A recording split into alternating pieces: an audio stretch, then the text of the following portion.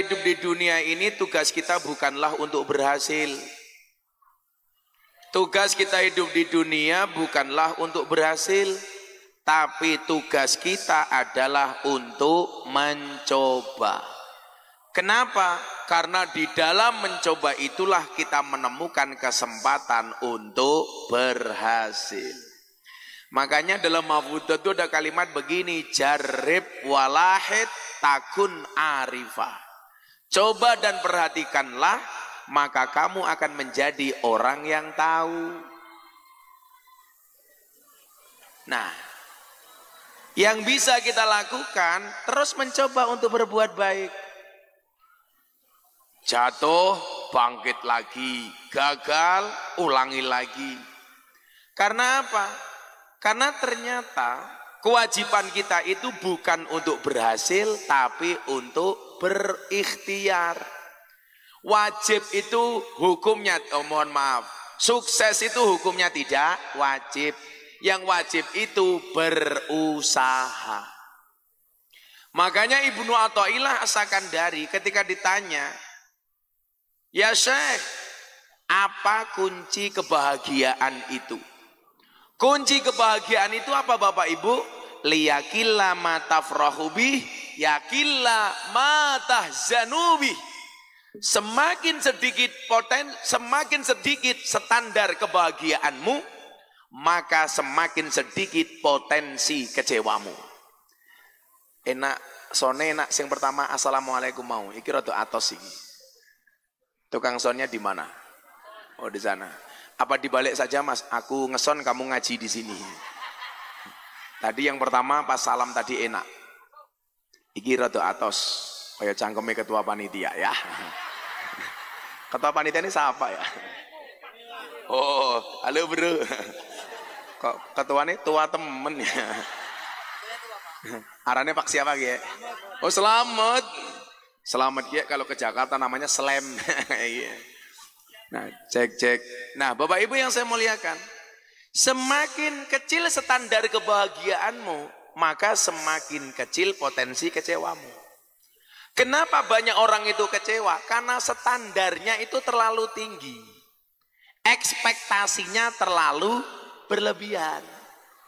Makanya kalau bikin standar, apalagi standar dunia, itu yang biasa-biasa saja. Jangan terlalu tinggi. Saya sering ngomong, Mas, kalau kamu itu bikin rencana, omonganmu jangan terlalu tinggi. Kenapa? Karena kalau kuduren cangkemmu iso disampluk pesawat.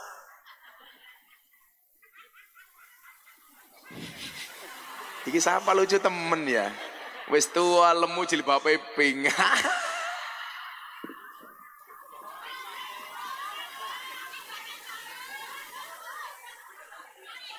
Arane siapa ya? Janati. Ibu tahu Janati artinya apa? Surgaku. Masa begitu aku manggil kamu sama hai surgaku. Masa bidadari kok tuane kayak gini.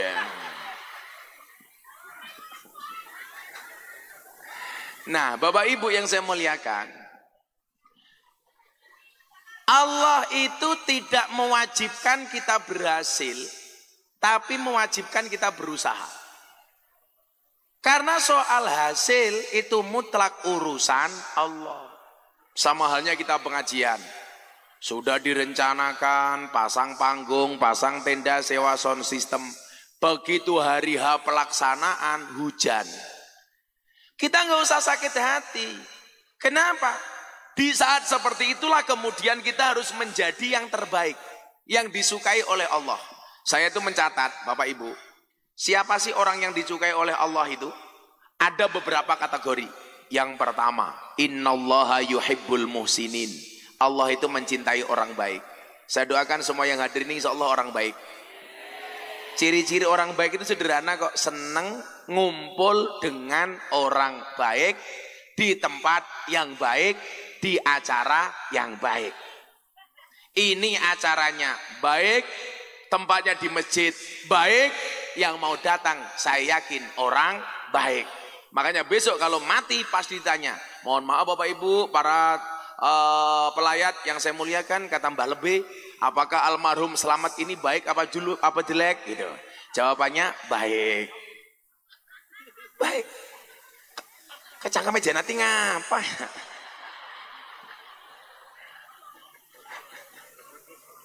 Oh janda gitu. Janati janda. Naksir halah. Wong jamae inyong bae artis ayu Janati. Tadi ada janda ikut pengajian artis loh. Ada Mbak Anissa Bahar tadi, mana Mbak Anissa Bahar? Oh di belakang. Jadi Bapak Ibu yang saya muliakan, yang disukai oleh Allah itu yang pertama apa? Coba kita rangkum dalam Al-Quran itu. Ada bahasa Innallaha yuhibbul muhsinin. Allah itu mencintai orang baik. Makanya kalau pengen dicintai oleh Allah gampang. Jadilah orang baik. Siapakah orang baik itu? Orang baik itu tidak hanya baik untuk dirinya, tetapi harus bisa membaikkan. Yang ada ini insyaallah saling membaikkan. Bagaimana caranya? Watawasau bil haq, watawasau bis sabr. Makanya dibilang khairul ashabi mayadulluka alal khairi. Sebaik-baik sahabat itu yang menunjukkan kamu kepada kebaikan. Jadi kalau ada kita sahabat, kita bermaksiat, dia diam, jelas dia bukan sahabat terbaik. Yang terbaik itu siapa? Kalau kita bermaksiat, sahabat kita mengingatkan bahwa kita harus meninggalkan kemaksiatan. Makanya saya selalu bilang, qulil haq walau kana murran, katakan yang benar walaupun pahit. Dan yang paling susah itu apa Pak? Ngomong benar kepada teman kita sendiri. Kadang-kadang karena sudah merasa dekat, bahasanya apa? Besti, umpamane. Pak Slamet bestinya Janati.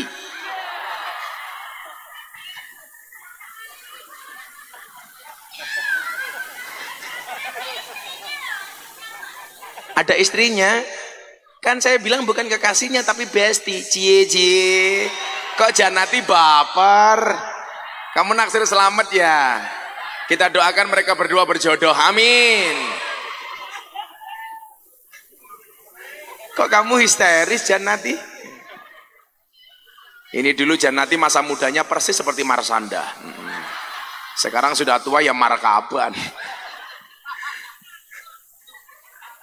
Oh ada anak-anak hadroh tuh ini. Nanti kita selawatan ya. Lagunya Mangkupurel ya. Maka apapun yang baik itu disukai oleh Allah. Manusia baik disukai oleh Allah. Kenapa Nabi Muhammad orang yang paling dicintai oleh Allah? Karena Nabi Muhammad khairul bariyah, menungso sing paling apik. Nah, berarti apa? Kalau kita ngomongin Nabi Muhammad, kalau pengen jadi orang baik ya gampang. Wah sudah punya role model kok. Gak usah nyontoh siapa-siapa. Cukup nyontoh Kanjeng Nabi. Maka saya selalu bilang, kiai itu tugasnya bukan untuk dicontoh, tapi ngajak umat untuk nyontoh Kanjeng Nabi. Karena nggak ada yang bisa menyerupai Kanjeng Nabi. Nah, maka Bapak Ibu kita hadir di sini berusaha untuk menjadi orang baik. Tapi jangan merasa baik, harusnya merasa jelek. Makanya kalau dalam Al-Quran coba Anda lihat, orang yang merasa sok suci Pak, itu diingatkan. Fala tuzaku angfusakum. Hei orang si tanggal, jangan merasa suci. Kenapa? Huwa a'lamu bimani tako. Karena dia Allah yang paling tahu siapa yang paling bertakwa. Coba Anda ingat-ingat. Orang itu merasa paling baik saja nggak boleh. Mohon maaf, orang ahli ibadah dipamerkan saja nggak boleh, apalagi ahli maksiat. Maksiat kok dipamer-pamer ke umpamane ki inyong, wong lanang jagoan, sing paling akeh lontene, ya nggak boleh. Maksiat kok dipamerkan gitu. Makanya ini pernah terjadi perdebatan para habaib, para kiai, gara-gara para artis binaan saya, seperti Raffi Ahmad, Atta Halilintar. Ini kan dulu sering sedekah diposting. Kemudian orang bilang, Itu pasti nggak ikhlas. Sedekah kok diposting? Mereka akhirnya tanya sama saya, "Bah, boleh nggak sedekah di dunia? Mau sir boleh, terang-terangan boleh. Sedekah sembunyi boleh, sedekah terang-terangan boleh. Yang nggak boleh itu siapa? Sudah nggak sedekah tapi terang-terangan cangkeme cerewet. Wongnya ya teka gitu. Ya melu guyu. Biasanya jilbabnya pink.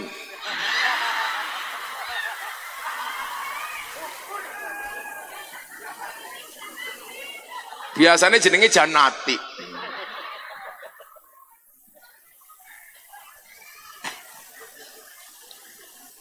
Imam Al-Ghazali mengatakan begini, ketika ditanya apakah boleh memperlihatkan amal, jawaban Imam Al-Ghazali apa?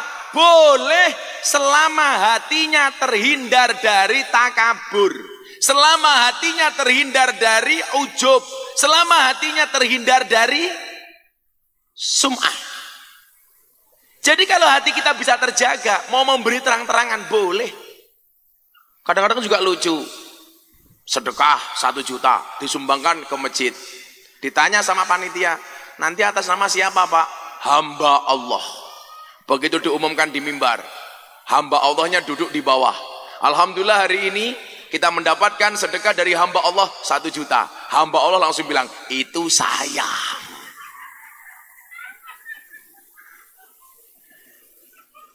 Nah, era medsos Pak, itu era fitnah. Banyak orang bermaksiat diposting. Pertanyaannya begini, yang maksiat saja bangga kok posting kemaksiatan, masa kita berbuat baik nggak mau posting? Jangan sampai kebaikan kalah dengan kemungkaran, betul? Kalau niatnya itu kan nggak ada yang salah. Coba sekarang Anda lihat di medsos, di Instagram, di TikTok, orang ngumbar aurat, ngumbar maksiat semaunya sendiri. Saya malam-malam buka TikTok, ada mbak-mbak pakai jilbab, BH-nya dibuka, hai guys, susuku gede guys, gitu. Delalah saya lihat Pak, pas lewat soalnya Pak. Untungnya saya pakai kacamata hitam, sehingga mata saya mendelik nggak kelihatan Pak. Gitu. Coba, orang begitu bangganya memposting kemaksiatan tuh. Mata nih. Untung yang liwat cantik di beranda saya. Coba kalau modelnya kayak Janati. Aku yang mutah-mutah.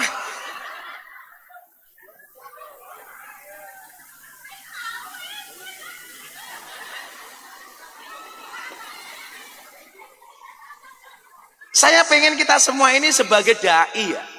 Saya bilang apa? Dakwah itu memang bukan profesi. Tapi apapun profesinya harus berdakwah.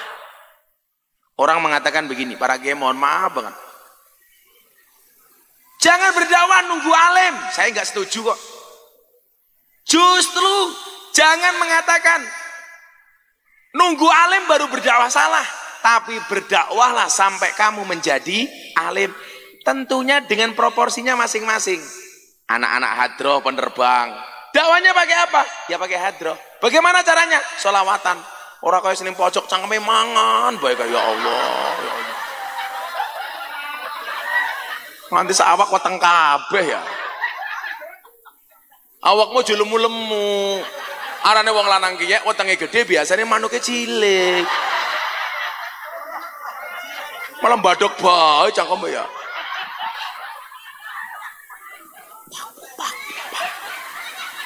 Nanti kamu lama-lama badan kamu kayak Janati loh. Nah, jangan mengatakan nunggu alim baru berdakwah, tapi berdakwahlah sampai alim. Saya dulu sering diskusi, kebetulan saya berkawan dengan para kiai, para gus. Ada orang mengatakan begini, 100% menurut saya ini benar, tapi kurang bener. Mila wong Jawa ki kudu bener lan bener. Mengatakan begini, idealnya menjadi kiai itu seperti Kiai Bahauddin Nur Salim alias Gus Baha. Saya setuju. Tapi persoalannya, Kalau orang Indonesia nunggu alim seperti Gus Baha, yang bisa kayak Gus Baha itu berapa? Satu. Yang kedua, medan dakwah ini terlalu luas. Maka seharusnya apa? Berdakwah sesuai kemampuan masing-masing.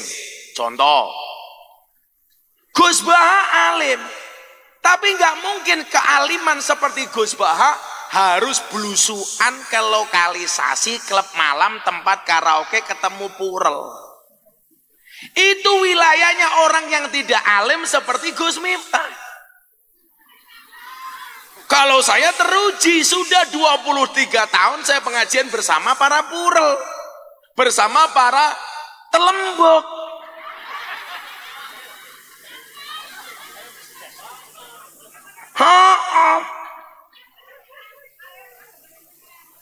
Kok ngomong telembuk, Janati seneng temen ya?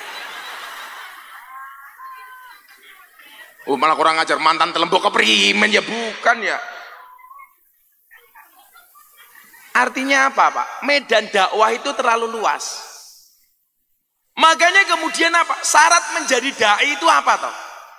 Kan ayatnya jelas. Ud'u ila sabili rabbik bil hikmah.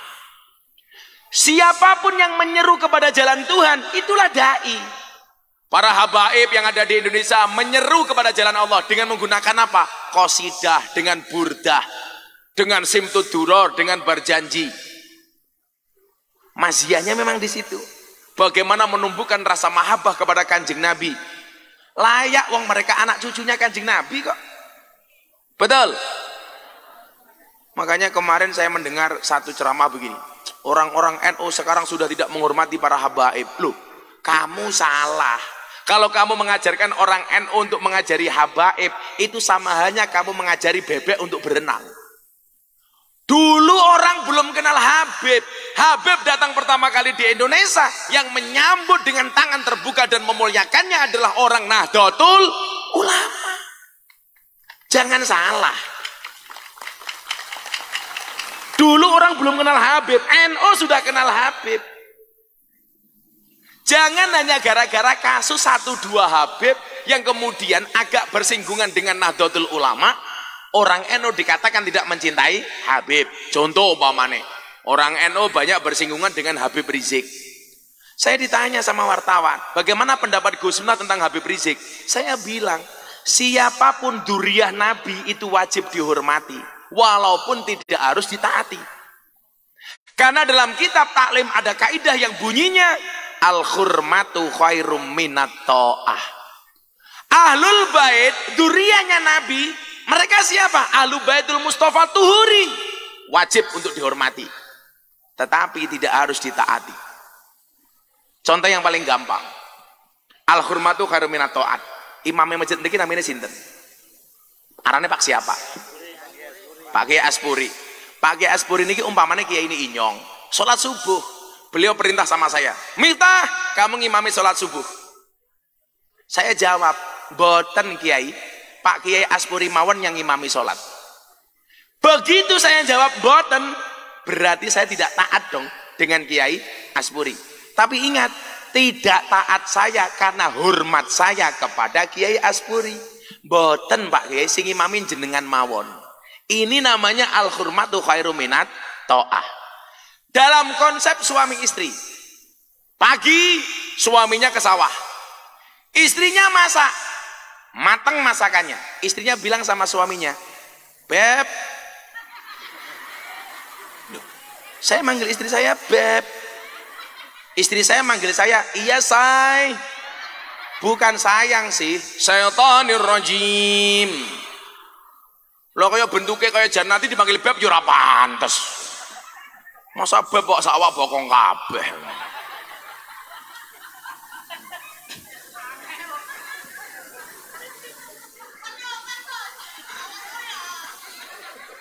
Allah kemayu.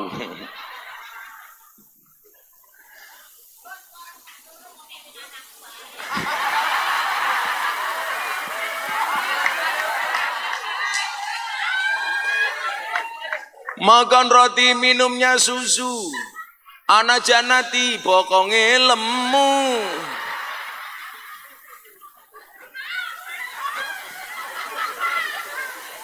Istri bilang sama suaminya, "Mas, sarapannya sudah mateng, yuk makan dulu." Suaminya jawab, "Bu, nanggung, saya menyelesaikan pekerjaan dulu, silakan ibu makan dulu. Silakan istriku makan dulu." Kalau Anda paham kaidah ini, Anda akan mengatakan, "Boten, saya makan nanti nunggu bapak, nunggu suami." Ini namanya al-hurmatu khairum minat ta'at. Jangan sebaliknya. "Pak, ayo sarapan." Suaminya jawab, "Bu, sampean sarapan dulu." Istrinya malah jawab, "Oke." Ceniningan tak kandani. Lah, sama halnya kita dengan habaib. Contoh, saya dulu dibilang ramai sama Habib Rizik gara-gara pilpres. Enggak, beliau orang yang sangat saya hormati walaupun saya berbeda pendapat dengan beliau. Kan berbeda pendapat boleh. Betul. Lah, orang NU saya pesan, selama dzurriyyahnya Kanjeng Nabi, tolong jangan pernah kamu benci. Karena Imam Al-Ghazali mengatakan apa? Syarafun nasabi min salazi jihatin. Kemuliaan nasab itu bisa dilihat dari tiga sudut, tiga arah. Ulaha yang pertama, al-intiha ila syajarati Rasulillah sallallahu alaihi wasallam. Nasab yang langsung terhubung kepada Rasulullah. Apa kata Imam Al-Ghazali? Fala yu'adilahu syai'un. Tidak ada lawan bagi orang-orang seperti itu. Makanya saya bilang sama Abah Lutfi, kenapa saya itu menghormat banget sama Abah Lutfi? Satu, beliau guru saya. Dua, istrinya beliau Mama Salmah itu masih mampu nasab, mampu darah dengan saya. Yang buka siapa? Abah Lutfi sendiri ketika pengajian di Tegal. Beliau bilang, "Nak, kamu cintai Habib itu bukan karena nasibnya, tapi karena nasabnya." Karena banyak Habib, nasabnya nyambung sampai Kanjeng Nabi, tapi nasibnya nggak beruntung. Betul? Karena nasabnya bukan karena nasibnya. Karena nasab tidak berbanding lurus dengan nasib, apalagi dengan nisab. Nasab, nasib, nisab. Tolong, Habib siapapun, termasuk Habib Bahar, saya mungkin berbeda cara dengan beliau ketika berdakwah, tapi kehabaibannya saya hormati. Dan ini pula nilai-nilai yang diajarkan oleh Nahdlatul Ulama dalam konsep tasamuh, toleran. Jangan sampai orang NU toleran sama non-Islam, tetapi nggak bisa toleran sama orang Islam itu sendiri. Contoh, saya musuh pemikiran Wahabi, tapi yang saya musuhi adalah pikirannya, pendapatnya, bukan orangnya. Buktinya, sebelum Ramadan, saya berkelahi di medsos dengan Ustadz Khalid Basalamah soal hukum wayang. Ustadz Khalid Basalamah mengatakan wayang itu haram. Saya tolak dengan keras. Tapi yang saya tolak pikirannya, pendapatnya. Haji Pak Delalah tahun kemarin, tenda saya wukuf Arafah jejer sama tendanya Ustadz Khalid Basalamah. Modar aku ya. Orang-orang bilang ini mesti miftah perang sama Ustadz Khalid Basalamah. Oh enggak. Begitu Ustadz Khalid keluar dari tendanya, saya datangin. "Assalamualaikum Ustadz." Orang kaget, dipikir mau kelahi di Arafah. Saya peluk. Kenapa? Yang saya musuhi adalah pola pikirnya, bukan orangnya. Ini yang mahal, Pak. Di Indonesia itu mohon maaf, kalau berbeda pendapat dikira musuh. Betul? Jangan. Shallu ala Nabi Muhammad. Kemudian yang kedua apa? Kalau yang pertama al-intiha ila sajarati Rasulillah, yang kedua adalah al-intima ilal ulama alladzina hum warasatul anbiya. Nasab terbaik kedua adalah yang nyambung langsung dengan generasi para ulama. Dan yakinlah, kalau hari ini ada ulama besar, walaupun bapaknya bukan ulama besar, itu rata-rata dia nasabnya mbah-mbahnya orang-orang besar. Yakin Pak saya. Dari dulu tuh saya paling malas ngomong nasab Pak. Sampai sekali-kali Habib Lutfi bilang sama saya begini, "Le, sekali-kali nggak apa-apa, biar orang juga tahu. Biar nggak salah paham sama kamu." Saya itu kalau ngomong nasab Pak malu. Karena apa? Wasyarul alamina dawul khumuli idza fa'aqartahum dzakarul jududa. Generasi yang paling jelek itu siapa? Ketika ada orang hebat, dia mengatakan kehebatan orang ini nggak ada apa-apanya dibandingkan mbah saya. Tetapi di saat dia ngomong seperti itu, dia bukan siapa-siapa. Maka dulu ketika saya mau dipek mantu sama Kiai top, saya menolak. Saya nggak mau. Gus, gue tak pek mantu. Mohon maaf Kiai, saya nggak mau. Alasan saya sederhana, Bu. Kalau saya punya mertua hebat, satu saat saya menjadi orang hebat, orang akan mengatakan, lumrah Miftah itu jadi orang hebat. Kenapa? Karena punya mertua hebat. Kalau sampai saya tidak menjadi orang hebat, maka orang akan mengatakan, Miftah kayak goblok, mertuane hebat kok mantune ra iso hebat. Maka saat itu saya minta sama Allah, ya Allah, saya mencari calon mertua yang biasa-biasa mawon. Bila perlu gampang tak apusi. Kabul Pak itu.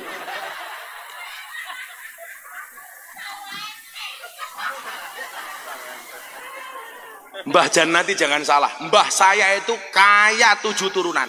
Persoalannya Gus Miftah keturunan nomor 8. Miskin nggak punya apa-apa. Saya menolak. Coba konco-konco saya Ansor ya, saya mungkin gus-gus anak-anak muda hari ini saya bilang, kita itu malu Pak. Kita ngomong mbah kita orang hebat, mbah-mbah kita orang top. Tapi di saat kita ngomong mbah kita orang hebat, kita bukan siapa-siapa. Kita seringkali terjebak di zona nyaman. Wow, bapakku kiai gede. Maka coba Anda lihat, banyak transisi yang gagal ketika bapaknya mati, kemudian estafet jatuh ke anaknya. Kenapa? Karena selama ini hanya membangga-banggakan orang tuanya, sementara dia bukan siapa-siapa. Ingat, anaknya jenderal itu belum tentu jadi jenderal. Anaknya pendekar belum tentu jadi pendekar. Maka dikatakan apa? Innal fata mayakuluha anada. Pemuda itu yang mengatakan ini lo saya. Laisal fata mayakulu kana abi. Bukanlah pemuda itu yang mengatakan ini lo bapak saya. Kalau ngomong orang tua Bu, saya sampai urutan 18 saya hafal Bu. Miftah Maulana Habibur Rahman, punya bapak Kiai Muhammad Muradi, punya bapak namanya Muhammad Boniran. Pak Kiai jenengan ngitung, bener 18 apa ora? Jenengan ngitung, kowe ngitung. Kabeh melu ngitung ya. Cangkem Miftah bener apa ora ya? Bener 18 apa ora? Kalau urutan ke-18 itu namanya terah tumerah. Saya itu punya catatan. Dari putu sampai mbah nomor 18 itu namanya apa? Saya punya istilahnya menurut orang Jawa. Nomor pertama namanya anak, kemudian putu, kemudian buyut, kemudian canggah, kemudian wareng, udek-udek, gantung siwur, gropak sente, debok bosok, galih asem, gerobak waton, cendeng, giyeng, cumpleng, ampleng, menyaman, menyo-menyo, trah tumerah, 18. Dirutke Miftah Maulana Habibur Rahman, duwe bapak namine Muhammad Muradi, duwe bapak Muhammad Boniran, duwe bapak Kiai Usman, duwe bapak Kiai Jalal Iman, duwe bapak Kiai Karyonawi, duwe ibu namine Nyai Madarum, duwe bapak Kiai Ilyas, duwe bapak Muhammad Besari. Niki waline Ponorogo, makame teng Tegal Sari. Muhammad Besari. Muhammad Besari duwe bapak namine Kiai Anom Besari. Makame teng Caruban. Anom Besari ini istimewa Bib. Kenapa? Istrinya Syarifah. Makanya kalau seandainya yang mbah saya itu Habib, saya hari ini Habib. Tapi ndelalah yang Syarif, yang Duriah itu mbah namanya Nyai Anom Besari. Punya suami Mbah Anom Besari. Anom Besari duwe bapak namanya Abdullah Mursad, makamnya di Kediri. Abdullah Mursad duwe bapak namanya Raden Demang, duwe bapak namanya Pangeran Demang, duwe bapak namanya Panembahan Praworo, duwe bapak Susuhunan Wirasmoro, duwe bapak Sultan Trenggono, duwe bapak Raden Patah, duwe bapak Prabu Brawijaya. Raden Patah berapa pas? 18. Kenapa kok saya jarang ngomong nasab? Malu. Mbah saya Muhammad Besar ini punya anak 9. Nomor 7 namanya Kiai Ilyas, dua anak telu Nyai Madarum, nomor 2 Hasan Besari. Hasan Besari ini muridnya orang top. Dia punya murid Ronggo Warsito. Dia punya murid Antowiryo. Anda tahu siapa nama komplit Antowiryo?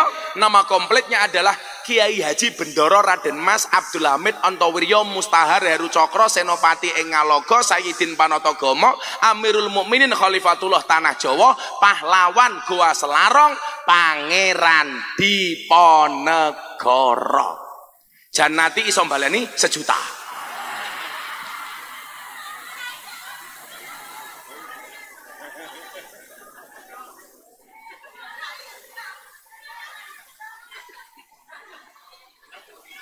Saya malu ngomong mbah saya apa? Mbah saya muridnya Rangga Warsito, duwe murid Antowiryo, duwe murid Cokro Aminoto. Lah Gus Miftah duwe murid Telembok, kan aku malu. Saya kemarin ngurusi Telembok di Bandungan, Kabupaten Semarang. Baru selesai pengajian di Telembok Sarkem. Besok ini di Tretes, Pasuruan. Di mana ada Telembok, itu pengajiannya sama Gus Miftah. Kenapa? Karena kalau sama Kiai Asburi bahaya. Kiai Asburi mau masuk nggak mau keluar. Saya ngaji wayu-wayu Kiai, beda nih si tanggal Janati.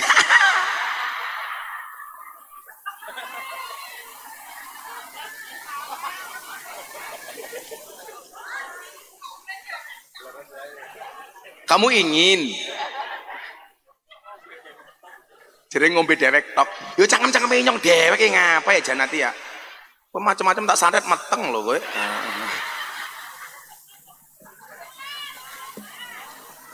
Saya itu orang yang ditakdirkan oleh Allah selalu kontroversi. Di mana-mana kontroversi terus. Termasuk ngaji saya di lokalisasi. Tapi alhamdulillah, Pak, begitu banyak kebaikan-kebaikan yang orang tidak tahu. Dulu orang-orang yang menghina saya, Pak, sekarang malah kena kasus asusila, memperkosa santri. Contoh, ada ustadz dari Jember, namanya Fahim Mawardi. Dia bilang apa? Deddy Corbuzier masuk Islam melalui Gus Miftah, melalui pintu yang salah. Delalah kena kasus asusila memperkosa 11 santri. Saya bilang, Ustadz Fahim Mawardi, mohon maaf, barangkali Deddy Corbuzier benar masuk Islam melalui pintu yang salah. Tapi ingat, bukan lubang yang salah. Iya.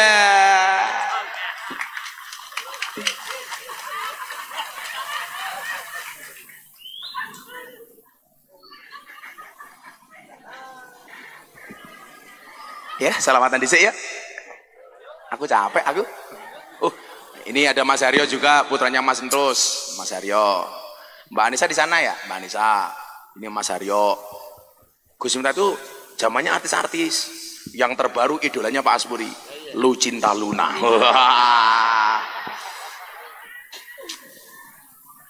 Ini konsep tasamuh. Ada NU, ada Muhammadiyah, ada Muslimat, ada Aisyah, kabeh aku raja pada congkrah Indonesia makmur rakyate bunga. Amin. Kabeh aku raja pada congkrah Indonesia makmur rakyate bunga. Salatullah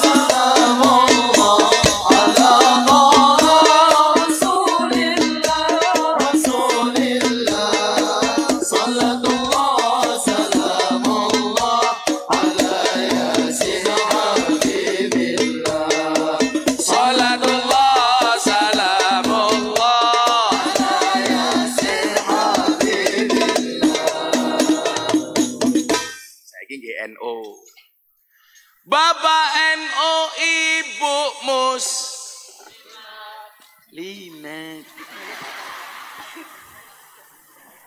Saya yang dari siang ngaji, tadi siang puasa, baru buka puasa masih semangat kok. Janati limat. Sing banter ya. Semangat Janati. Saya lihat botol ini gede kayak Janati ya. Wih, Fatayat sing banter. Jawabannya menurut Muslimat karo Fatayat ya. Bapak NU, Ibu Mus, Kakang Ansor, Ade Fatayat, tahlilane saben malam. Mulai tahlilan padha nggawa rahmat. Gadokan bae sing dipikir.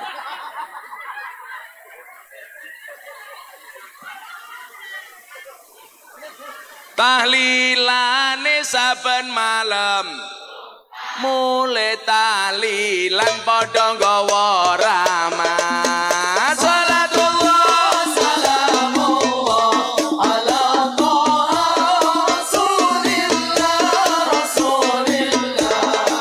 Salatullah salamullah ala yasin habibillah.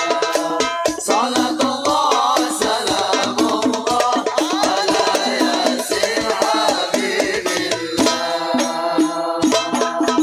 Ayo bleng keperiman.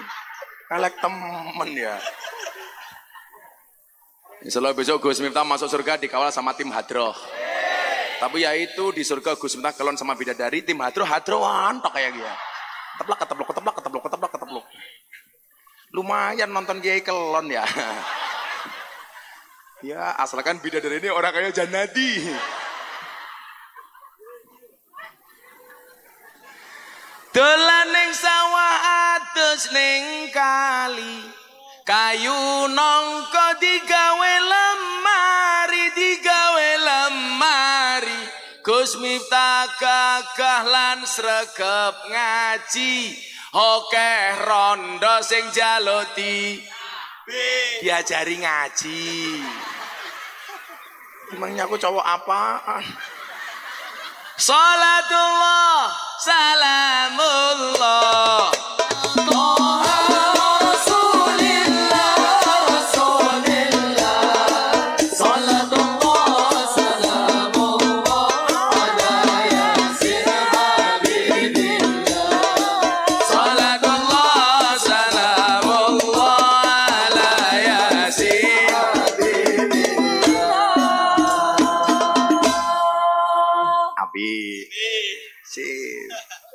anak Pak Lurah rakene, lurah endi lurahe?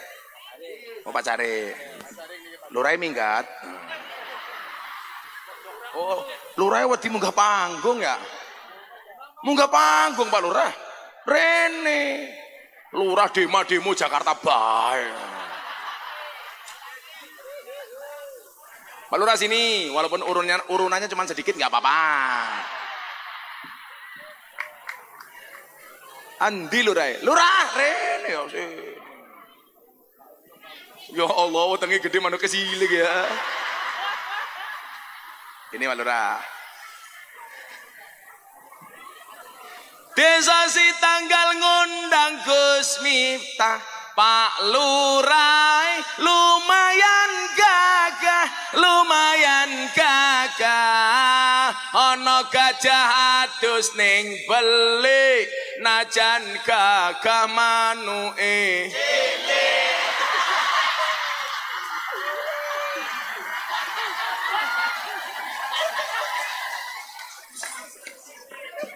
Manuke apik kok cilik kepriman. Manuk emprit, sepil matamu sepil.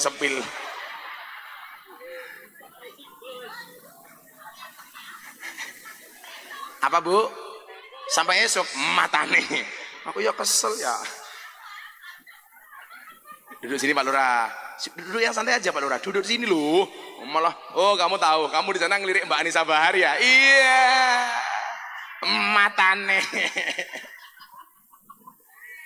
Yura apa Pak Lurah? Kayak janda Pak Lurah. Kalau Pak Lurah nikah dengan janda, nggak ada malam pertama, adanya malam terusan. Iya. Apa? Yura apa? Paling mulai nggak diwenehi. Langsung Pak Lurah nyanyi lagu nih Gus Miftah sing anyar.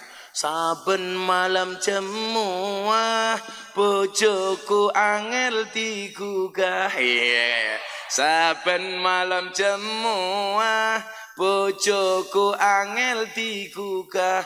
Aku ra tau dibagai, banjur aku budal patroli. Terus metu bengi gugah rondo etan kali ya. Sapa sing ngajari? Asfuri.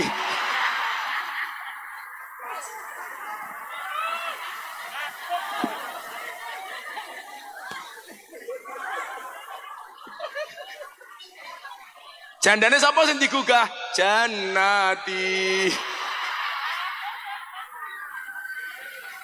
Digugah diajak ngaji.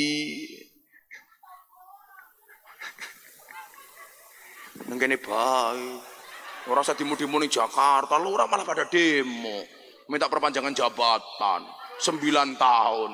Alasannya supaya warganya tidak bertengkar karena terlalu pendek 6 tahun. Sudah disyukuri saja, tak doakan jadi lurah 6 tahun 3 periode.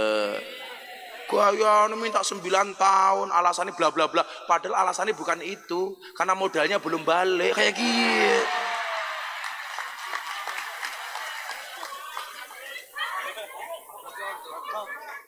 Pak Lurah anaknya siapa? Untung, jenengannya Untung. Untung Ngadi Purwanto. Untung. Wetenge aja gede-gede ya. Kayak Gus Miftah kiye lho, seksi. Lah wong lanang kiye wetenge gede, manuke cilik. Gus Miftah wetenge cilik, manuke gede. Kurang ajar Janati, jajal bandingke matane. Seneng temen ya Janati ya. Terlalu bahagia dia. Ya, kita doakan Bu Janati masuk surga pertama kali, amin. Berangkat setelah ngaji, amin.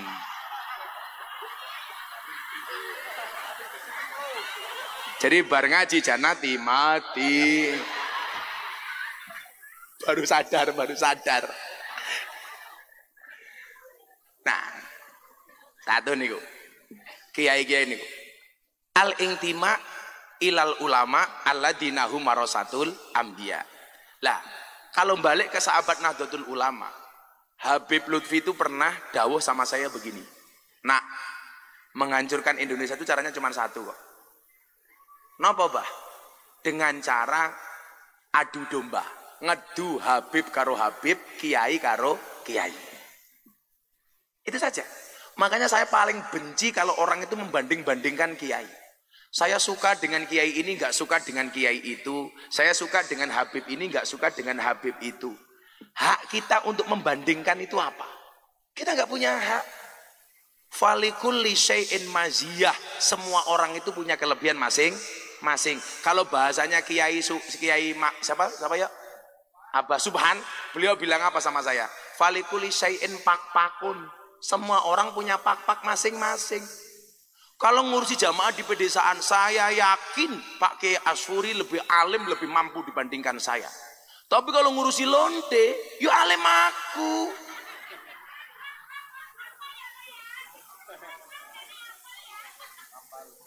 Karena aku hafal bagaimana menaklukkan para lonte.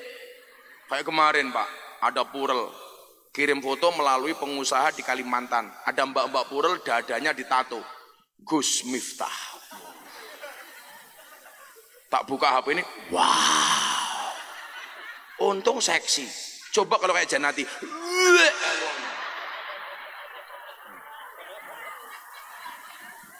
Akhirnya pengusahanya, Gus izin video call. Ini mbak-mbak purel pengen ngelihat Gus Miftah langsung. Video call. Pak Lurah malah delok Gus matane. Ya aja ya.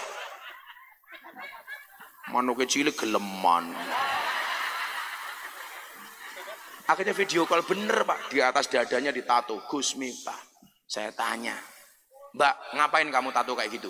Kan saya cinta sama Gus Miftah. Wah, kan dulu Gus Miftah pernah bilang, seseorang itu besok di hari kiamat akan dikumpulkan bersama orang-orang yang dicintainya. Iya, mungkin kita tidak bisa bersama di dunia Gus, tapi bisa bersama di akhirat. Ya Allah, saya langsung ngelus dadanya istri saya. Ya Allah. Saya bilang sama mbaknya, tato kamu itu bagus, tapi lebih bagus lagi kalau turun dikit. Aku yang ngono lagi ya dia. Pak Kiai penasaran, nanti habis pengajian lihat ya Pak Kiai ya. Loh kan undang-undangnya kalau mau lihat cuma satu. Ya Ali, la tajbi'in nadrah fa inna lakal ula wa laysa lakal akhirah. Wahai Ali, jangan kamu ikuti pandangan pertamamu dengan pandangan keduamu. Yang pertama itu milikmu, yang kedua bukan milikmu. Makanya Gus Miftah kalau lihat yang seksi cukup sekali, tapi yang lama. Ya pada baik, yang enggak ya.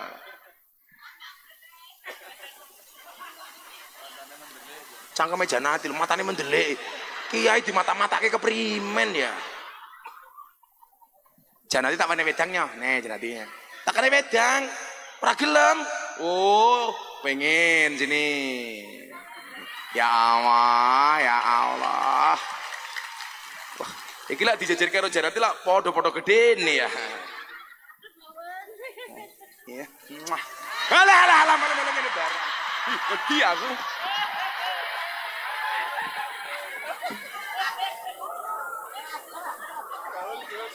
Gaul temen ya.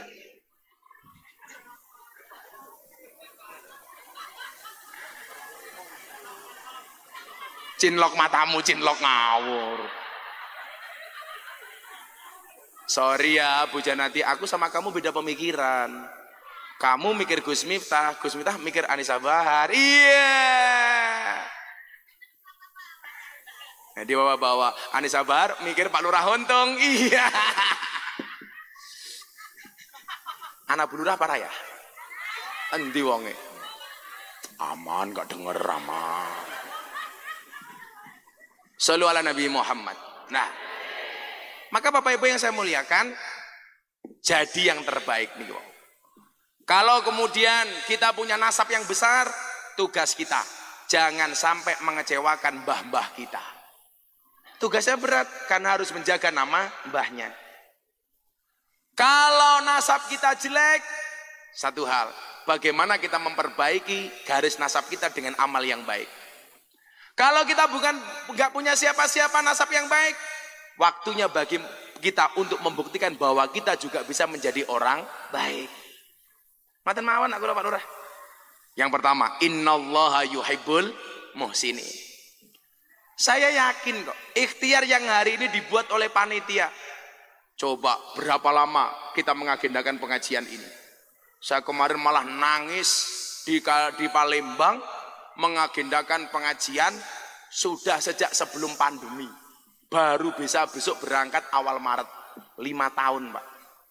Dulu sebelum pandemi dia sudah jadwal 2 tahun. Waktunya ngaji adalah kena COVID. Si tanggal sama. Dulu mengagendakannya kapan? 30 Maret 2020. Itu karena yang ngundang bukan Janati. Nah, kalau ada Janati langsung saya tolak.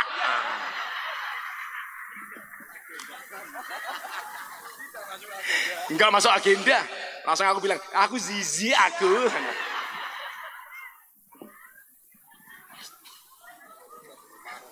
(30 Maret 2020) mundur jadi 2023. Alhamdulillah keturutan, alhamdulillah. Saking senengnya ibu-ibu sini pengajian Pak, coba Anda lihat, duduk di depan sendiri, tungkai selonjor kayak ya Allah, ya Allah. Orang rumangsan itu tungkai meletek yo.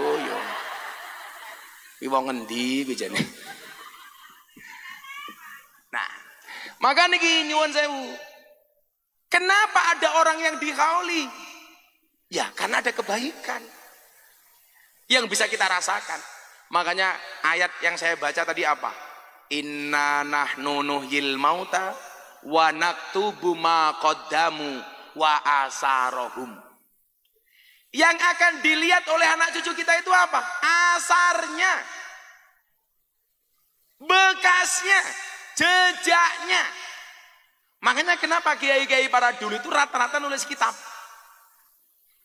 Karena akan dikenang oleh generasi berikutnya dengan kitab-kitab yang ditinggalkannya. Contoh, ini ada Mas Haryo.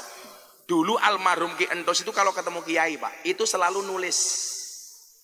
Kalau ke tempat saya yang disiapkan pasti bolpen sama buku, nulis. Dan ketika beliau meninggal, tulisannya masih ada. Sekarang tulisan-tulisan itu dibukukan oleh anaknya Ki Haryo. Makanya Kiai Said Agil Sirot, mantan ketua umum PBNU, beliau bilang begini sama saya, ketemu di Madinah, sama-sama haji. Gus, kamu segera nulis buku. Kenapa Kiai?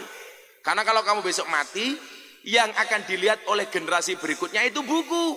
Saya bilang, Kiai, kalau kiai-kiai zaman dulu harus punya buku. Kalau sekarang enggak, kenapa? Begitu orang pengen kenal dengan Gus Miftah, yang dilihat bukan bukunya, tapi YouTube-nya. Makanya Kiai Said ngasih julukan saya wali YouTube. Sekarang dapat julukan lagi, wali bokong truk. Karena gambar saya banyak di bokong truk. Dari bokong truk sampai bokong mobil sedot WC. Ada gambarnya Gus Miftah. Mungkin bisa lebih heboh lagi kalau di bokong truk ada gambarnya Gus Miftah, ada gambarnya Janati. Iya.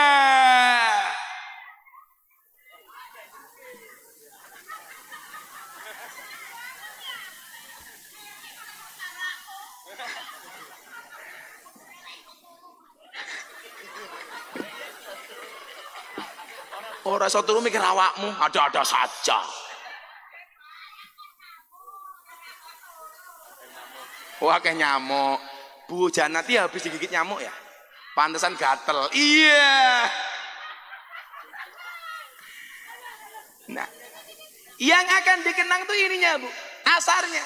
Makanya dalam surat Al-Mulk kita lihat. Apa sih tugas manusia itu? Supaya asarnya dikenang. Alladzi khalaqal mauta wal hayata liyabluwakum ayyukum ahsanu amala. Lah, kenapa ada haul? Karena ada kebaikan dari orang-orang yang kita peringati hari kematiannya. Saya kemarin ditanya Pak, perihal tentang dalil kita haul. Saya bacakan pendapatnya Ibnu Hajar Al-Asqalani. Saya kemarin sempat nulis. Bagaimana kemudian Ibnu Hajar Al-Asqalani menyikapi tentang haul yang kata orang Wahabi itu tidak ada dasarnya. Lah Wahabi lah apa-apa entuk to Pak. Makanya sekarang saya itu lagi berpikir, Muhammad bin Salman itu keras banget sama Wahabi. Sehingga peraturan dulu yang dibuat oleh Wahabi, Pak, sekarang dilanggar semua. Beliau berani meratifikasi perjanjian antara Syekh Abdul Wahab dengan Syekh As-Saud tahun 1744, 300 tahun yang lalu. Perjanjian soal apa? Syekh Abdul Wahab memegang kendali beragamanya dengan ideologi Wahabi, sementara Syekh As-Saud memegang kendali bernegaranya menjadi Al-Mamlakah As-Saudil Arabiyah. Nah, sama putra mahkota itu diratifikasi. Itu artinya apa? Kematian Wahabi di Arab Saudi. Yang menjadi persoalan apa? Kalau di Arab Saudi Wahabi mati, maka mereka berusaha mencari medan baru yang subur, dan lahan yang paling dianggap subur adalah Indonesia. Ini artinya apa? Tantangan NU di abad kedua ini akan semakin berat, Mas. Karena Wahabi akan semakin banyak. Sama halnya dulu Habib terusir dari Jazirah Arab, itu masuknya ke Indonesia. Bedanya apa? Kalau Habib itu membawa dampak positif, kalau Wahabi pasti negatif. Coba kita ingat kelakuan Wahabi. Anda tahu kenapa ulama NU mengirim komite Hijaz ke Arab Saudi? Karena saat itu makamnya Kanjeng Nabi mau dibongkar. Yang menyelamatkan siapa? Salah satunya adalah Sumbangsih Nahdlatul Ulama dengan membuat komite Hijaz. Mereka ngawur, Bu. Situs-situs bersejarah semuanya mau dihancurkan. Makamnya Kanjeng Nabi hancur. Oh, mohon maaf, tempat lahirnya Kanjeng Nabi hancur. Makamnya Kanjeng Nabi juga mau dihancurkan. Lucunya apa orang Wahabi itu? Situs sejarah Islam dihancurkan, tapi tempat yang dilaknat Kanjeng Nabi malah dibuka. Ada tempat namanya Ulawa. Itu Nabi Muhammad melihat saja tidak mau. Dia melarang umatnya, pasukannya, sahabatnya untuk melihat Ula. Saya kemarin baru ketemu sama sahabat saya, Menteri Perdagangan. Beliau umroh lobi perdagangan Arab Saudi Indonesia. Anda tahu di mana Menteri Perdagangan dijamu? Di satu kota namanya Ula yang dulu dibenci sama Kanjeng Nabi, sekarang dibuka. Ini kelakuan Wahabi. Situs Islam dihancurkan, situs yang dilarang Kanjeng Nabi malah dibuka. Itulah bajingannya Wahabi. Makanya saya itu dimusuhi betul sama Wahabi. Karena saya ngerti kelakuan orang Wahabi itu seperti apa. Menganggap semua orang yang tidak seirama dengan dia dianggap kafir. Jangankan orang non-Islam, Pak. Sesama Islam saja yang berbeda dianggap kafir. Mereka nggak percaya dengan duriahnya Nabi itu, nggak percaya Pak. Menurut mereka duriah Nabi sudah habis. Mereka lupa. Padahal besok itu Imam Mahdi akan lahir dari nasab kanjeng Nabi. Kalau mereka mengatakan duriannya kanjeng Nabi habis, berarti mereka tidak percaya dengan adanya Imam Mahdi. Kan ngawur Pak. Makanya saya pesan sama teman-teman di Brebes, jangan sampai Brebes kemasukan orang-orang Wahabi. Setuju? Konco-koncoku Ansori loh, semangat le. Ansor hari ini adalah NU masa depan. Amin.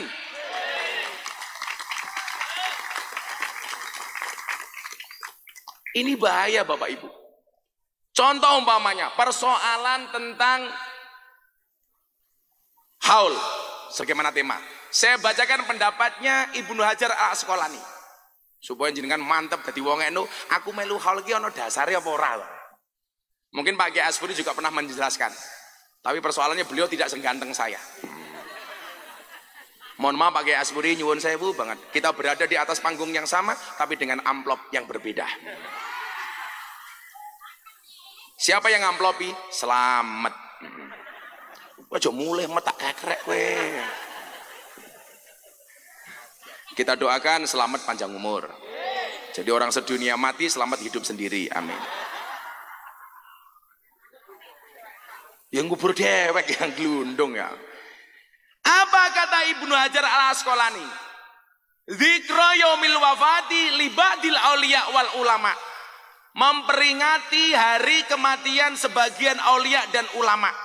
Mimma la yanhahu syariah. Itu tidak melanggar syariat agama. Haitsu annaha tastamilu ghaliyan ala salasati umurin. Karena biasanya hal itu minimal mengandung 3 hal. Jadi apa Bu? Tidak melanggar agama. Kalau Habib Lutfi bilang sama saya begini, apa hikmah haul? Oke le. Salah satunya adalah menumbuhkan rasa malu. Rasa malu kepada siapa? Rasa malu kepada orang mati. Yang mati saja masih diingat kebaikannya, masa yang hidup tidak bisa berbuat baik. Coba gara-gara haul, tendane payu, sone payu, panggunge payu, syutinge payu, bakul seneke payu, kiyaine payu pira, ning si tanggal wis murah dinyang. Semuanya laku. Ini laku karena siapa Bu? Karena yang mati. Yang kedua apa? Menumbuhkan sifat kebersamaan. Coba gara-gara haul, kita semuanya menjadi kompak. Yang bermusuhan, tetangganya tetap malam hari ini hadir dalam haul. Menumbuhkan kebersamaan. Makanya kita harusnya malu. Yang mati saja masih bisa mempersatukan, masa yang hidup nggak bisa bersatu. Betul Bu? Makanya kalau Pak Aswuri mau sholat, apa yang beliau baca? Begitu mau sholat, ibu-ibu lebih suka saya duduk apa berdiri? Itulah perempuan. Di mana-mana suka yang berdiri. Apakah Untung masih bisa berdiri? Kayaknya Untung ngomongin ya, paling isinya mau kayak pentil. Untung jawab, iya pentil tronton. Pentil tronton ya tetap cilik tong. Bukan masalah ukurannya Pak Untung, tapi bagaimana cara mainnya. Itu lo ngudek wedang itu loh kayak gini. Kamu belum paham, kamu belum balik. Saya doakan mas-mas satu yang di belakang mudah-mudahan segera menikah. Dengan siapa? Jannati.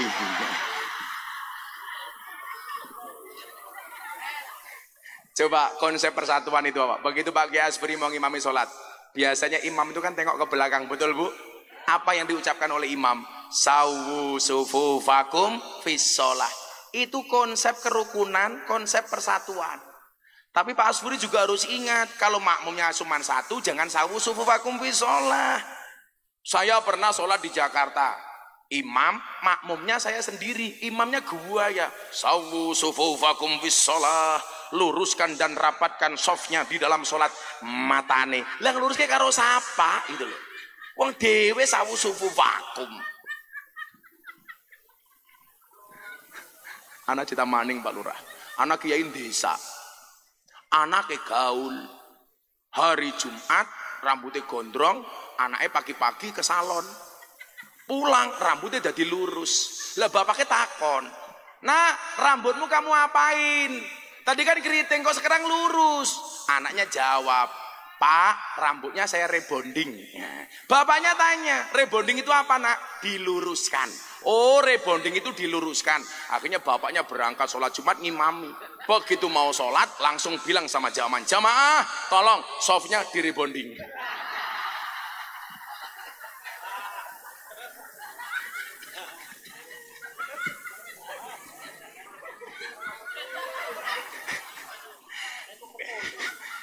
Jangan jangan nguyuh.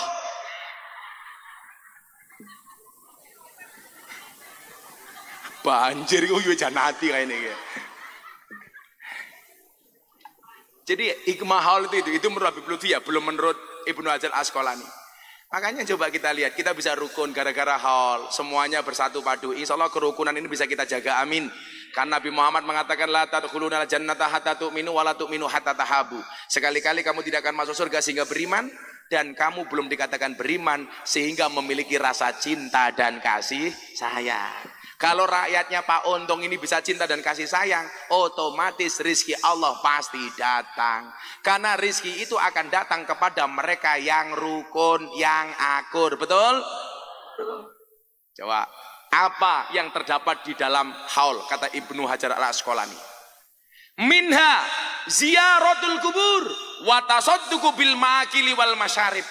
Yang pertama, di dalamnya ada ziarah kubur, dan di dalamnya ada sedekah makanan dan minuman. Jadi kalau ada orang tahlilan, ada makanan dan minuman, itu boleh. Niatnya untuk sodakoh. Sodakoh baik untuk keluarga maupun kepada yang mati. Ja'a rajulun ilan Nabi sallallahu alaihi wasallam. Telah datang seorang laki-laki kepada Nabi Muhammad. Faqala, dan kemudian dia berkata, "Ya Rasulullah, hei Kanjeng Nabi, inna ummi qad matat. Sesungguhnya ibuku telah meninggal. Afa yang fa'uha ing tasaddaqtu anha. Apakah ada manfaatnya kalau saya sedekah atas nama ibu saya?" Qala, Nabi menjawab, "Naam, ho'oh tenan." Berarti kalau malam hari ini sohibul haul, Anda keluarkan uang untuk beli makanan dan minuman, sedekah untuk yang dihauli, angsal napa mboten? Angsal. Makanya gue mau tahlilane saben malam Jumat, mulai tahlilan padha nggawa. Boleh.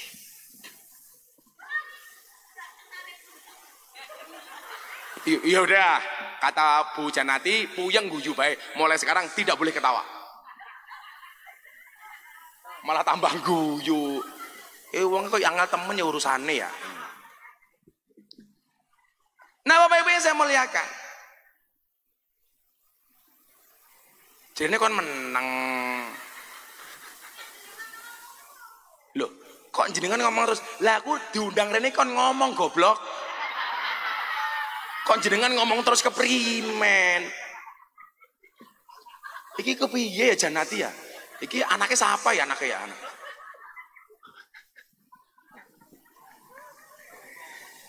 Minha ziaratul kubur.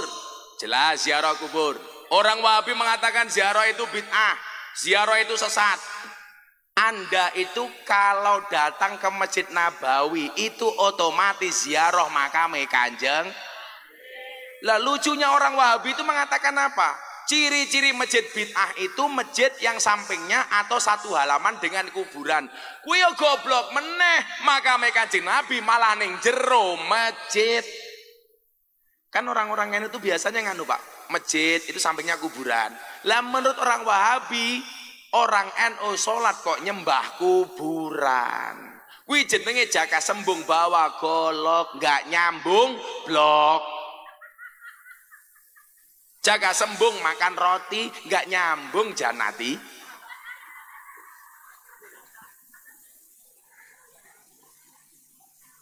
Jadi coba Anda lihat, masjid wong NU niku rata-rata Pak, kuwatah sing sampingan karo makam.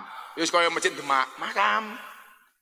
Kalau dia katakan itu masjid bid'ah, Berarti Masjid Nabawi ki mbae bid'ah wong di dalamnya ada makame Kanjeng Nabi. Kowe wani ngomong ngono? Ah gebuk cangkemmu kok. Bilang begini sama saya. Ciri-ciri masjid bid'ah itu di dalamnya banyak kaligrafi. Kowe berarti ra tau tindak Masjid Nabawi. Wong Masjid Nabawi full kaligrafi. Sing kula sengit menen niku omongane sinten? Mantan artis. Ketoke kancane Mbak Anissa Bahar, namanya Faifi. Dulu artis seksi, sekarang hijrah. Dia mengatakan apa, Pak? Memasang kaligrafi Muhammad bersanding dengan nama Allah di masjid itu haram. Kenapa? Karena seolah-olah memposisikan Nabi Muhammad sama dengan Allah. Kui juga tidak berdasar. Tak wene ngerti. Nopo kok awake dhewe masang kaligrafi niku masjidnya ana Allah, ana Muhammad. Nggih napa mboten? Masjidnya jenengan enten apa mboten? Mesti ada. Kalau nggak ada berarti masjidnya kere nggak butuh anggaran. Cerita nak ngeten. Nabi Adam itu kan sejarahnya pisah karo Siti Hawa itu pirang tahun, Pak? 300 tahun. Setelah kemudian fa'azallahuma syaiton, dikeluarkan dari surga gara-gara digelincirkan oleh setan, terprovokasi dengan bujuk rayu setan, Allah mengeluarkan mereka berdua dari surga. Bainal masyriq wal maghrib, antara timur dan barat. Bener mereka barat ya? Timur dan barat. Pisahnya 300 tahun, saling mencari. Padahal begitu keluar ke dunia dari surga dalam keadaan telanjang. Padahal nyuwun sewu, Nabi Adam tingginya 70 meter. Lah Nabi Adam 70 meter keluar dari surga dalam keadaan telanjang. Pertanyaan saya, sarungnya sepira? Sarungnya. Lah isinya sepira? Nabi Adam cari Siti Hawa cari Siti Adam sambil nyanyi. Sayang, apa kowe krungu? Nabi Adam jawab dari jauh, kamu nanya.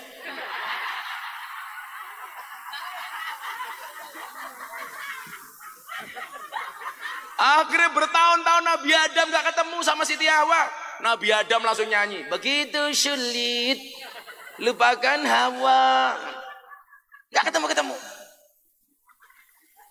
Delalah ning dalan Siti Hawa kepleset, langsung malaikatnya bengok. Toh, ganjel toh.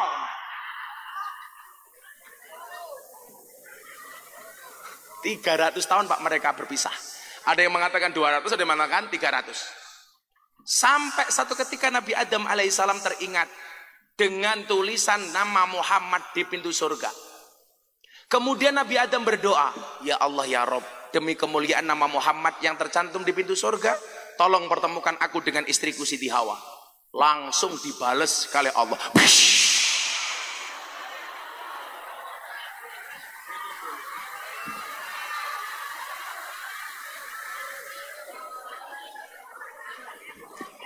Pak Lurah kaget.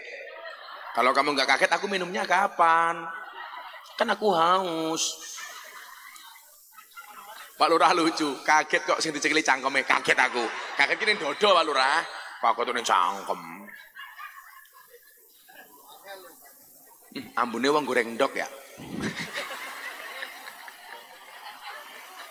Ambune wong goreng ndok. Saya kemarin ceramah di hadapan presiden, saya bilang Indonesia nggak usah takut dengan resesi global tahun 2023. Kenapa? Karena orang Indonesia terutama orang desa biasa berdikari, berdiri di atas kaki sendiri. Orang Indonesia biasa mandiri. Kenapa? Karena orang Indonesia itu keren. Mangan sego segone dewe, mangan sayur sayure dewe, mangan pitik pitike dewe, mangan endok endoke. Yo endoke pitik, masa endoke dewe. Nah, ketika Nabi Adam itu berdoa menyebut nama Muhammad, Allah itu penasaran, akhirnya bertanya kepada Nabi Adam.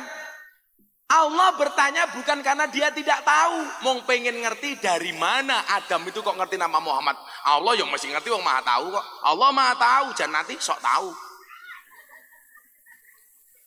Ditanya sama Allah, Adam, nggih Gusti, kok kamu tahu nama Muhammad dari mana?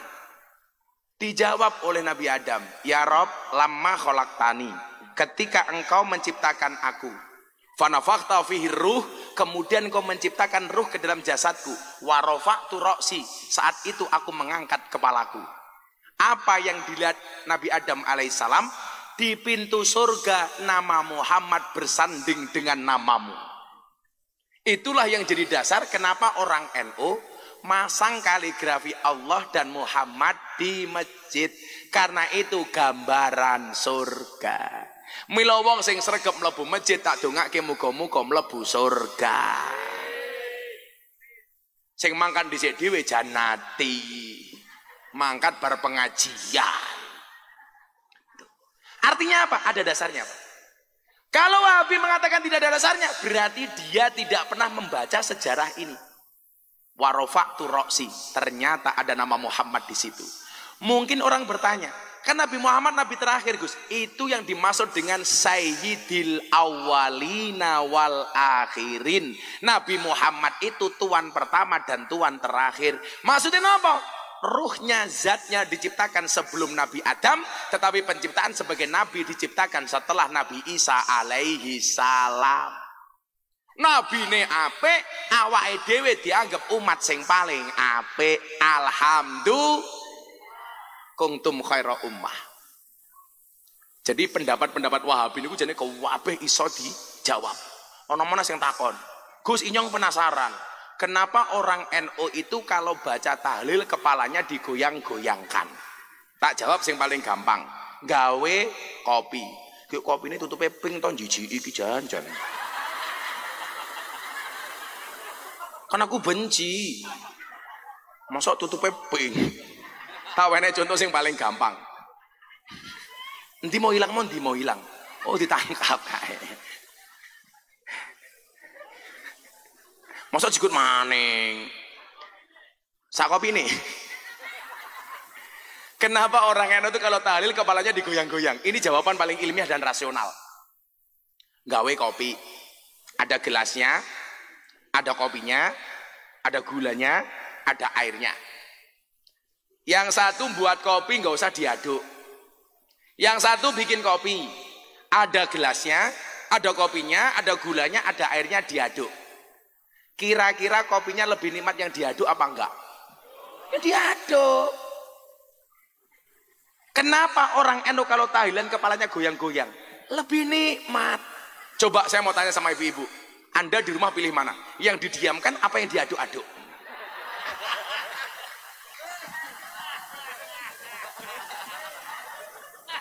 Masa tahlilan kok sepaneng? Abdul dzikri falam anahu la ilallah la ilallah. Orang asik temen ya. Yura nyeni. Makanya kalau orang itu kan nyeni, Pak. Afdalu dzikri falam annahu la ilaha illallah. La nikmat. Modelnya juga beda-beda. Anak sing muantep rawem. Afdalu dzikri falam annahu la ilaha illallah. La ilaha illallah. Anak sing kayak entong di lor di kidul. Afdalu dzikri falam annahu la ilallah la ilallah la nikmat. Sing cowok pate pol yo ana, Bu. Afdalu dzikri falam annahu la ilallah la ilallah la ilallah. Ya ora apa-apa ndas-ndase dewek kok. Ana maning sing kemayune pol. Afdalu dzikri falam annahu la ilaha illallah. Sapa ki ya? Asfuri.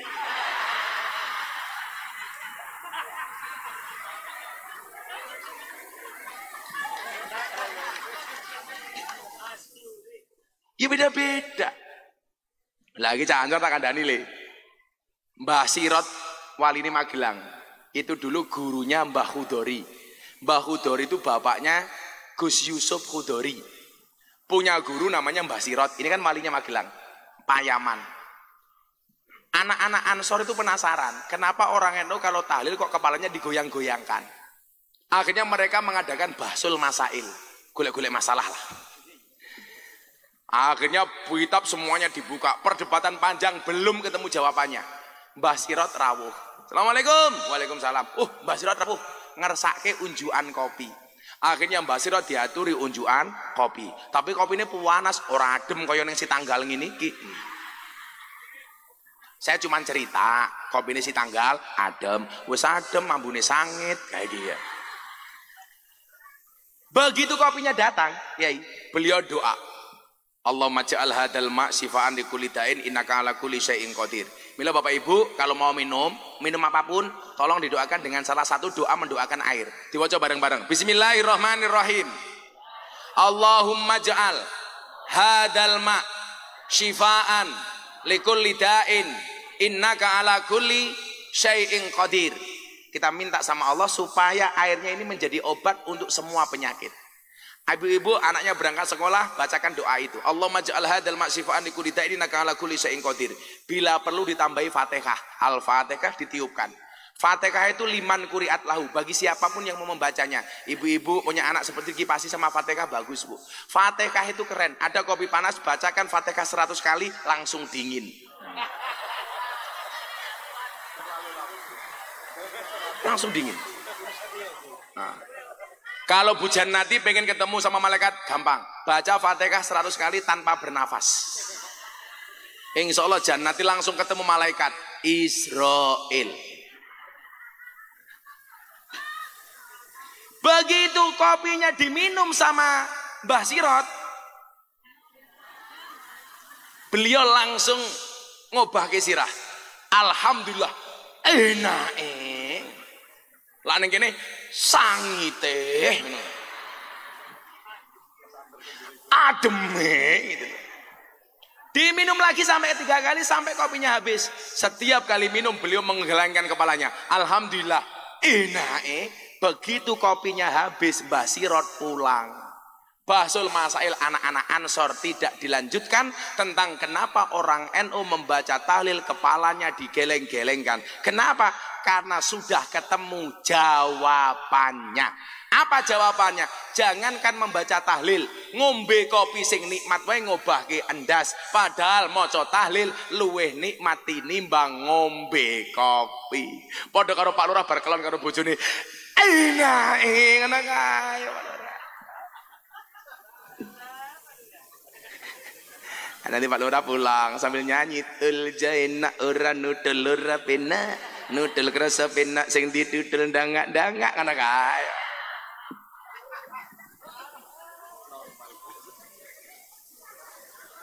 Wong liyane pengajian ning panggung malah ning kono demeni Anisa Bahar keprimen.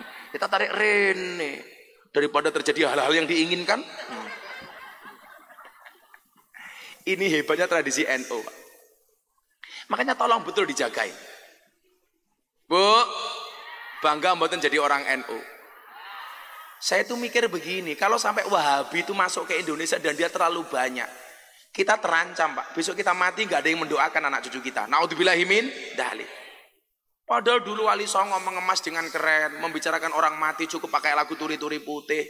Turi, turi putih ditandur neng kebon agung. Turi, turi putih ditandur neng kebon agung. Ana cleret tiba nyemplung, mbok ira kembange apa? Mbok ira, mbok ira, mbok ira kembange. Heh, sapa sing ngongkon? Kaget aku.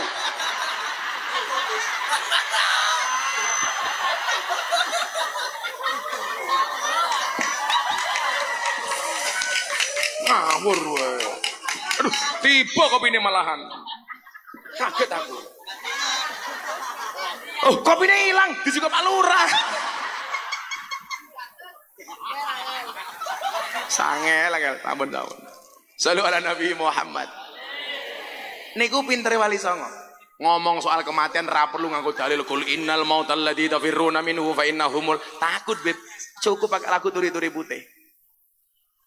Mbok ira kembange apa malah ketulak ketemu tepat kaget. Pak Lurah minta lagu apa? Minta kembang apa? Oh, kembang kantil. Ada Pak Lurah. Kembang kantil manten anyar diring bedil. Ana cleret tiba njondil, aku kaget cekelan kene. Loh, kan kalau orang kaget cekelan apa? Kene jantung kok malah ya kene. Saya itu beberapa hari di Pantura itu bingung. Pengajian di Pemalang ketemu sarung toldem. Jenenge sarung toldem. Pengajian di Kendal ada desa namanya apa? Surakonto Lor. Kepriman lagi ya? Iya, ada Surakonto Wetan, Surakonto Kidul, Surakonto Lor. Kan disingkat jadi nggak asik.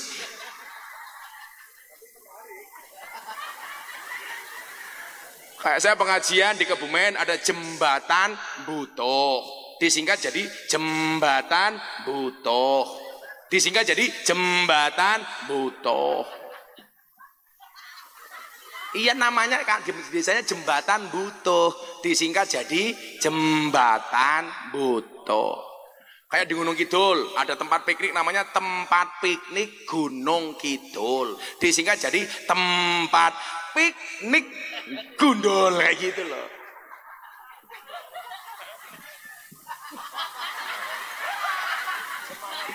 Semangat.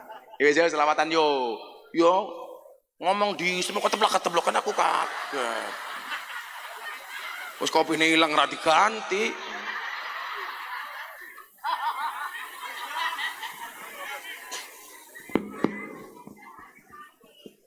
Salatullah salamullah ala toha rasulillah. Salatullah ala yasin habibillah, ala yasin habibillah. Tawasalna wa biladi rasulillah wa kulli bi ahlil badri ya Allah. Bareng-bareng salatullah salamullah ala toha rasulillah. Salatullah ala yasin habibillah, ala yasin habibillah. Tawasalna bibis wabiladi rasulillah wa kulli mujahidilillah bi ahlil badri ya Allah, bi ahlil badri ya Allah. Joko tingkir minumnya kopi, kopi ditanam di pinggir kali. Ayo berpikir tentang negeri ini, kalau bukan kita siapa lagi? Kalau bukan siapa lagi? Salatullah ala toha rasulillah. Salatullah ala yasin habibillah.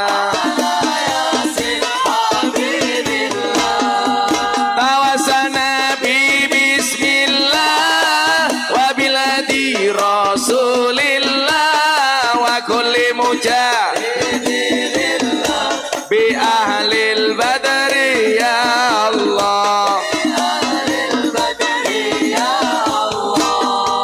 Jalan-jalan di pedesaan, desanya aman bersih terjaga. Tetapkan hati, sucikan iman, merah putih melekat di dada, merah putih melekat di dada. Salatullah ala rasulillah. Salatullah salamullah ala yasin habibillah, ala yasin habibillah. Tawasalna bibis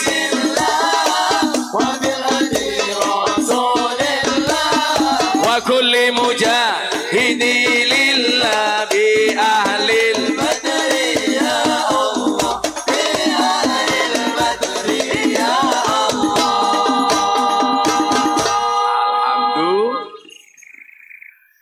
Minum kopi rasanya nikmat. Enggak ding, enggak ada kopinya kok. Kopi. Ikan bawal di tengah desa, mari ngaji dan bersolawat dari si tanggal untuk Indo, dari si tanggal untuk Indonesia. Salatullah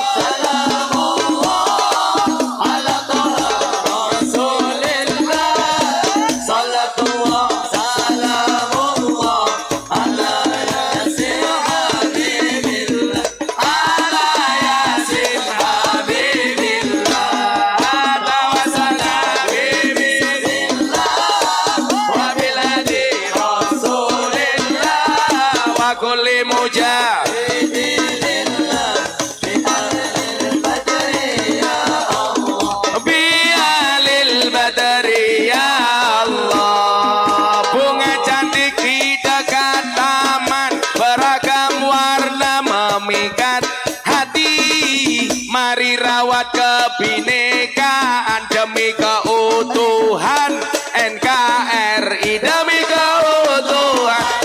Tangan diangkat kagem Kanjeng Nabi. Salatullah salamullah ala toha Rasulillah.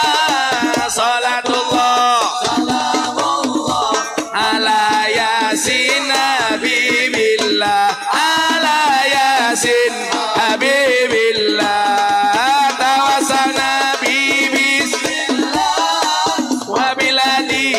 Rasulillah wa kulli mujahidi lillah bi ahlil badri ya Allah, bi ahlil badri ya Allah. Sallu ala Nabi Muhammad.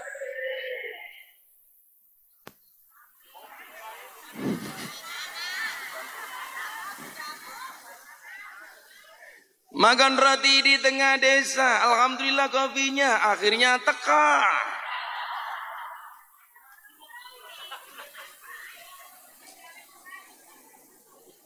Mangan pete mangan wingko wadahe gede isine rasa piro.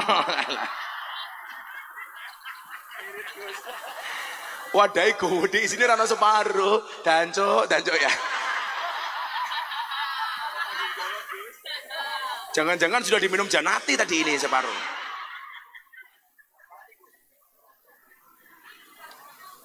Kalau kopi panas langsung diminum Pak Lurah. Jangan pernah kamu sesali kopimu dingin. Kenapa? Karena ketika hangat tidak pernah kau hargai. Iya. Gitu. Jadi pemimpin itu Pak Lurah cukup seperti kopi. Kayak Pak Lurah ini kopi. Hitam sih, tapi banyak yang mencintai. Ya.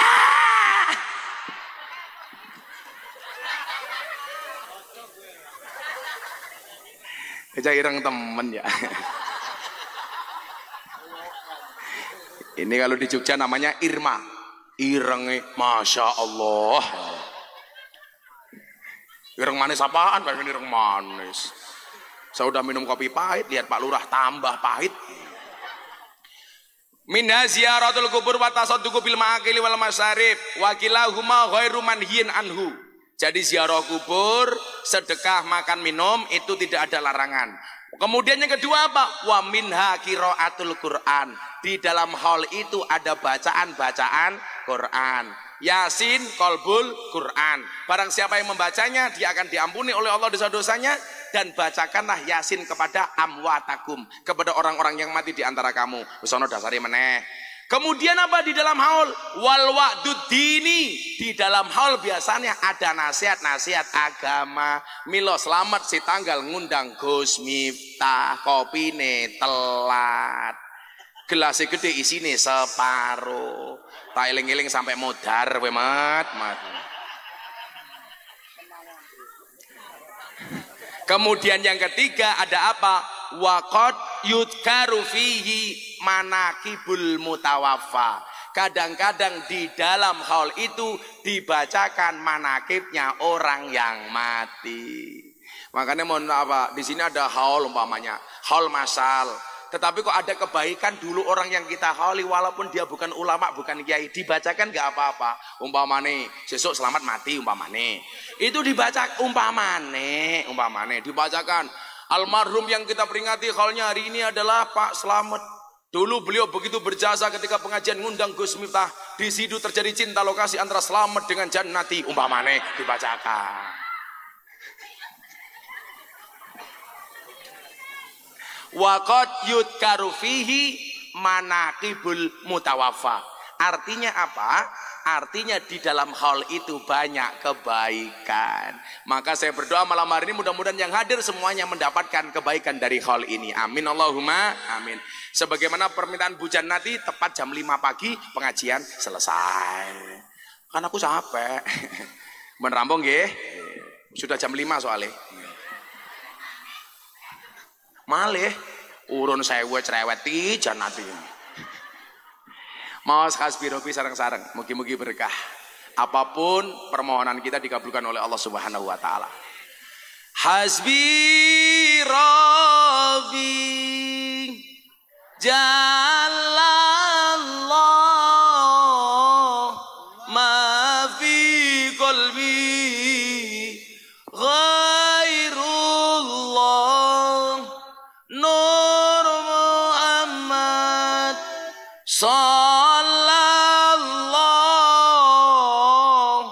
La ilaha illallah Hasbi Rabbi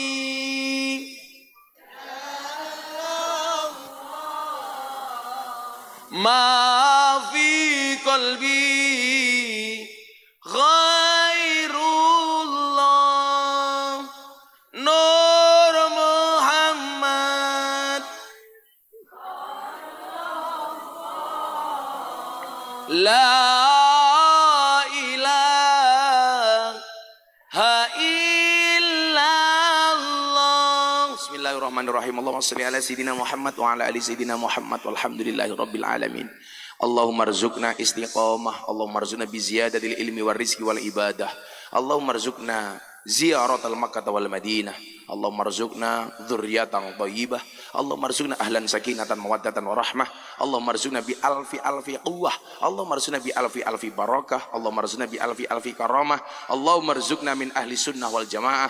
Allahumma rzuqna bi husnil khatimah wa na'udzubika min su'il khatimah wa adkhilna jannata mal abrar ya aziz ya ghafar ya rabbal alamin walhamdulillahi rabbil alamin. Sedaya panitia dan masyarakat Sitanggal matur nuwun. Hadanallahu wa iyyakum ajmain wa lafu minkum. Assalamualaikum warahmatullahi wabarakatuh. Yuk foto di sini yuk. Gus,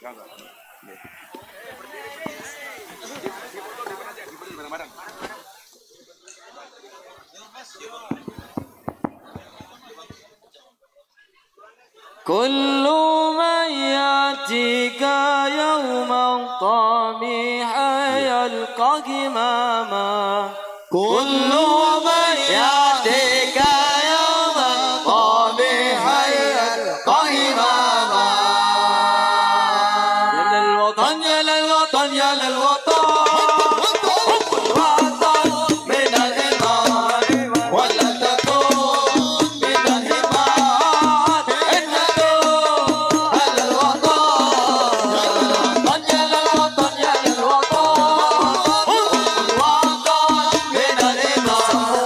One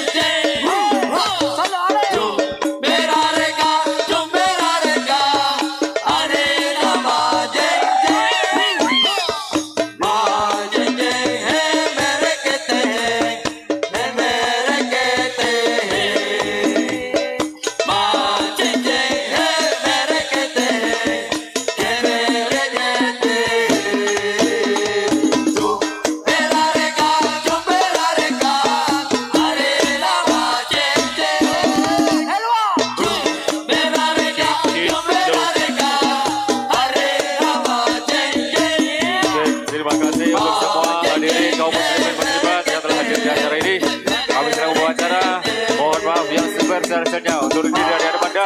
Assalamualaikum warahmatullahi wabarakatuh.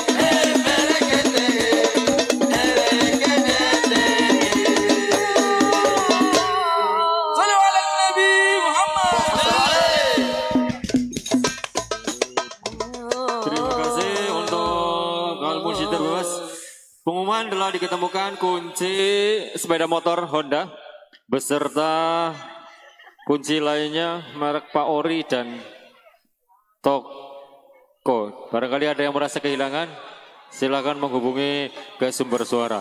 Sekali lagi telah diketemukan kunci sepeda motor Honda dan 2 bandul kunci lagi. Sebenarnya Kak. Perak ya.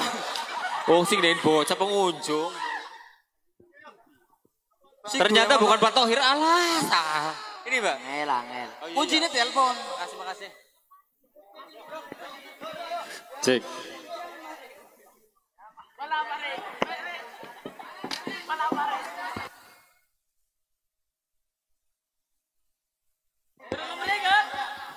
Oke siap, Banser aja pada balik. Panitia Kumpul. Cek. Angel iki angel. Barangkali ada yang menemukan satu buah HP. HP apa Tong? J1 Aceh. Waduh, Sulawesi ya. Mohon barangkali ada yang menemukan satu buah handphone merek Samsung J1 Aceh. Mas Ari. Ya, silakan untuk menghubungi ke sumber suara yang punya, kasihan tidak bisa pulang. Terima kasih. Tambah nih go. Ya salam. Allah. Ya. Kang Bos ya. Ayo. Suruh beraksi.